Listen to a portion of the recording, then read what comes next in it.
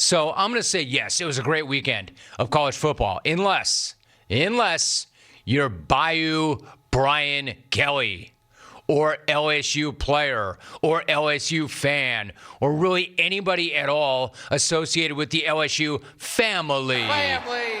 The LSU family is really going through it this morning because the LSU football team was pretty disgusting Sunday night against Florida State. In fact, I would say revolting. I mean, there's some rough debuts, and then there's that debut. BK's disaster on the Delta. Because LSU didn't just lose that game, they blew the game. You can even say they muffed the game. There were lots of muff. There was plenty of muff. In the first half alone, they muffed a punt, had a field goal blocked, and scored just 3 points. It led to this exchange on the ESPN broadcast coming out of halftime. You're only down by 4. What was your message? We can't play any worse than that, I don't think. I mean, it's my first game. Maybe we can. I mean, seriously, that was BK's halftime message to the team. Quote, we can't play any worse than that, I don't think. End of quote. Yeah, except for one thing. The entire locker room got that message, and then they hit back with, hold my beer. Watch us, coach. Because, of course, it would get worse. Much, much worse. You could say that ending sequence alone was one of the greatest things to ever happen in a college football game. If by greatest, you mean one of the most egregious, hideous slop fest anybody has ever laid eyes upon. I'm sure you saw it, and if you didn't, I'm here to help. And if you did see it, it's well worth reliving. Let's fast forward to 2:15 left in the fourth. FSU up 7, punting to pin LSU deep, which really was just another opportunity for a muff. Muff number 2. First 3 and out for Florida State tonight. LSU defense did their job when they had to do it. Fair catch is muffed again. Can you Muff. The only thing worse than one muff is a second muff with the game on the line. So the game is over, right? Yeah, no. More like FSU's turn to do the unthinkable. The unthinkably awful. Now you might be thinking, how badly could they possibly F up first and goal with 1:45 left? How badly? This badly. One of those crazy things that always fumble here down at the goal line. Is there a chance LSU is Fumble. come up with it as Ward fumbled the ball? LSU says they have it. LSU does. I mean, what a freaking bleep show at this point. So that play leaves LSU with 99 yards to drive and 105 to do it, which, of course, is exactly what happened. How could it not in a game like that?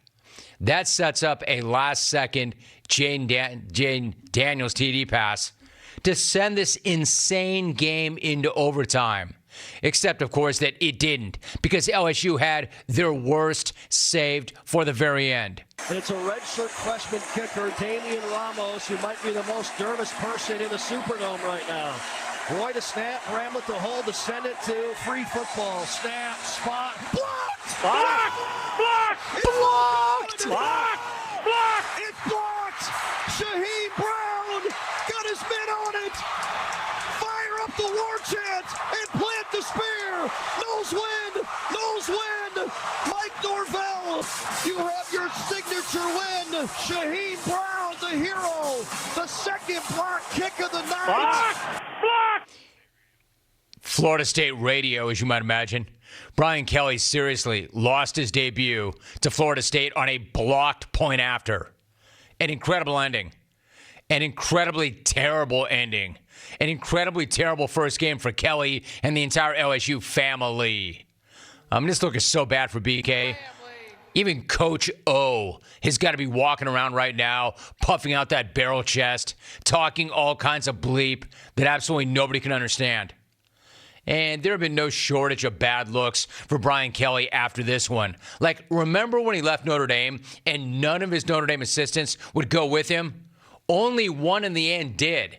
None other than Brian Polian, a.k.a. his special teams coach, a.k.a. the coach who presided over the worst special teams performance of all time. Like, I'm talking about of all time on any level of football ever. I have never seen that much muff. Everyone, I'm sure, is very glad that you made it down to the Bayou. Then there's so much more, right? Then there's the best player for LSU, star wideout Kayshon Boutte, scrubbing any mention of LSU from his social media after only catching 2 passes for 20 yards in that game. Already scrubbing it down after 1 game. Uh-oh! Yeah, that didn't take very long. And kind of hard to blame the guy, right? I wouldn't be feeling too great about the family after that game either. The entire program even got dunked on by a kid in an FSU jersey on the local news after that game. You can't spell LSU without the L. Good one, kid. He just murdered them, didn't he? Look, I don't know. You can't spell LSU without the L. Ah, boy, you tell him. Good job, good effort. Listen, I'm well aware that it's just the first game for Brian Kelly at LSU, but I'm also aware that that was about as ugly and disastrous a debut as his fake-ass accent itself. I mean, seriously, as bad as that was, this is even worse. And if he wants to keep showing his face around Louisiana, it's going to take a lot more than just learning a few fake Southern-y words. He's going to have to book a bunch of more jug band dates to try to win these people back. It's a great night to be a Tiger. I'm here with my family. We can't play any worse than that, I don't think. In the great state of Louisiana, More muff. but more importantly, to be with a great family. More importantly, muff. Part of what is going to be an incredible ride here. Hey, Chicken Man was in there. State University. You can't spell LSU without the L. I love it. So overall, you've got a whole lot of people bummed out over that loss. But I'll tell you who's not. You know who's not upset about that? Mike Norvell, obviously. Probably Ed Orgeron. I'm guessing the Hat, Lester Miles. I'm having a little heartfelt here. Little heartfelt what? Eating some celebratory grass. Chomping on some fescue. Little fescue sando. As for the rest of the season, to answer BK's own thoughts. We can't play any worse than that, I don't think. I mean, it's my first game. Maybe we can. Yeah, you sure as hell can. I know you can. Look at that schedule, BK. Bama, Arkansas, Mississippi, A&M. You absolutely can play worse. You better not, but you can. Worse than that, I don't think. I mean, it's my first game. Maybe. I mean, at least Notre Dame lost. You've got that going for you, BK, which is pretty terrible because, believe me, they were not nearly as embarrassing in defeat as you were. Maybe you could talk Marcus Freeman into taking back Brian Polian because at this point, he might be a bigger fraud than Rudy himself. I'm shouting out to the LSU family. How you feeling this morning? Man, what a disastrous start. And I'll get into this a little bit later on. I have more thoughts on that game. But something else to me that was just utterly hilarious was when they did score that touchdown, this guy could not get that one finger up fast enough. Like, BK, what are you doing? Have you not watched that game? He's like, oh! One. Let's play for OT.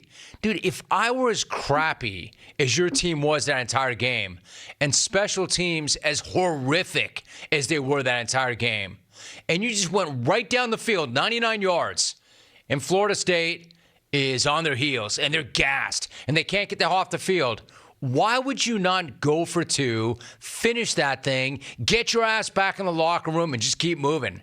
This dude could not get that one finger up fast enough. That was something to see. Damn, Rome, you sound like you lost a bet. I didn't, actually. Well, I lost a lot of bets over the weekend, but not that game. So that's not what that's about. I'm just being really objective like I always am. 1-800-636-8686. Lots to talk about coming off that college football weekend.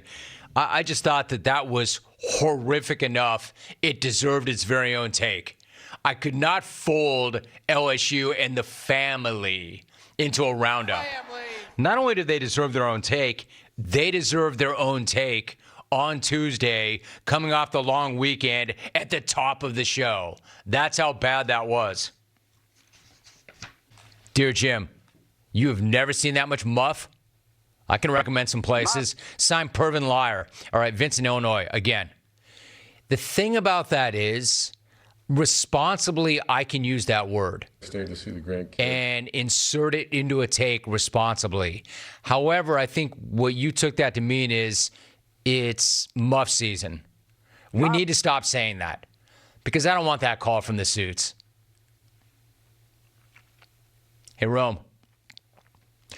Brian Kelly's first game as LSU coach did not go so well. When you're in the SEC competition, talent is at a much higher level. It's like Alabama every week. Regards, Perv. A lot of good players in this league, man. Incredible. That's 4 in a row from Perv. You see what I mean, week. Perv?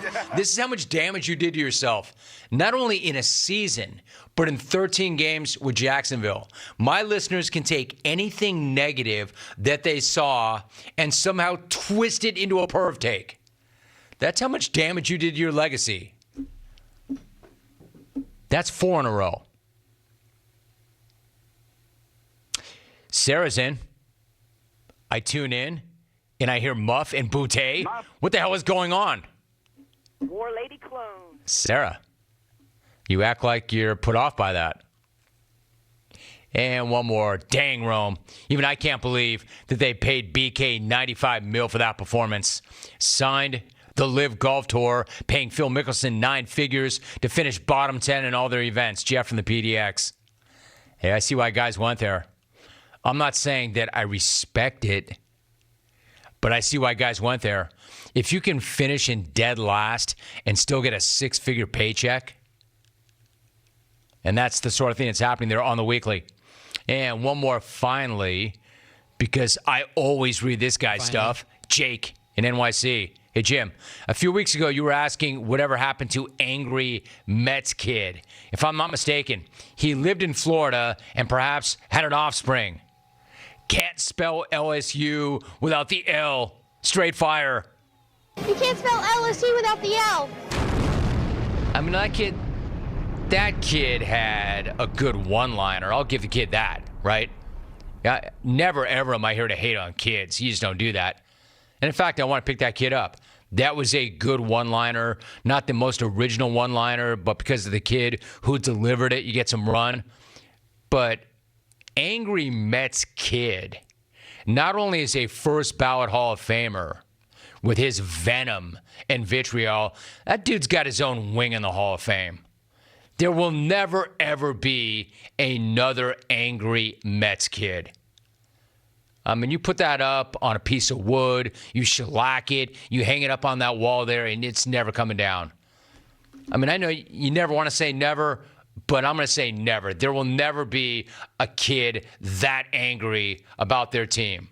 Angry Mets Kid is in a class by himself. Terry, show some fucking emotion, you old ass, silly ass man. I want to punch the fucking shit out of you, knock your goddamn teeth out. Now, who's going to be smiling? I will.